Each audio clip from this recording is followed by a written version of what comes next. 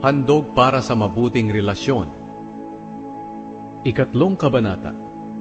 Kapag may naghahandog ng baka bilang handog para sa mabuting relasyon, kinakailangang ang ihahandog niya sa presensya ng Panginoon ay walang kapintasan. Ipapatong niya ang kanyang kamay sa ulo ng baka na ihahandog niya, at pagkatapos, papatayin niya sa may pintuan ng toldang tipanan. At iwiwisik ng mga paring mula sa angkan ni Aaron ang dugo nito sa paligid ng altar. Kukuha ang pari ng bahagi na susunugin niya para sa Panginoon. Kukunin niya ang lahat ng taba na nasa loob ng tiyan, at ang nasa lamang loob, ang mga bato at ang taba nito, pati na ang maliit na bahagi ng atay. Ang mga ito'y susunugin ng mga pari sa altar, kasama ng handog na sinusunog. Ang mabangong samyo ng handog na ito sa pamamagitan ng apoy ay makalulugod sa Panginoon. Kung ang ihahandog niya para sa mabuting relasyon ay tupa o kambing, lalaki man o babae, kinakailangang ito'y walang kapintasan.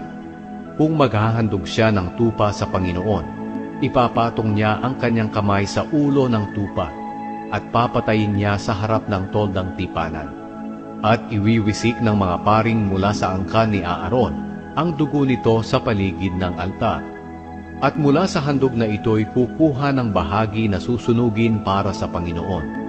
Ang mga taba, ang buntot na mataba na sagad sa gulugod ang pagkakaputol, ang lahat ng taba sa lamang loob, ang mga bato at ang taba nito, pati na ang maliit na bahagi ng atay.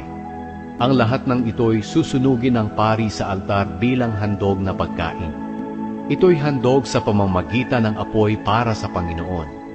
Kung maghahandog siya ng kambing sa presensya ng Panginoon, ipapatong niya ang kanyang kamay sa ulo ng kambing at papatayin niya sa harap ng toldang tipanan. Iwiwisik ng paring mula sa angkan ni Aaron ang dugo nito sa palibot ng altar. Pagkatapos kukuha ang pari ng bahagi na susunugin niya para sa Panginoon mula sa handog na ito.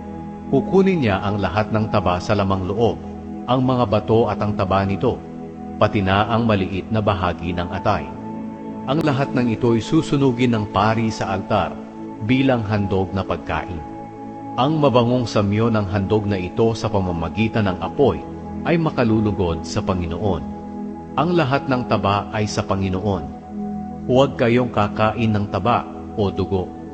Dapat ninyong sundin ang tuntuning ito kahit saan kayo tumira, kayo at ang susunod pa ninyong mga henerasyon.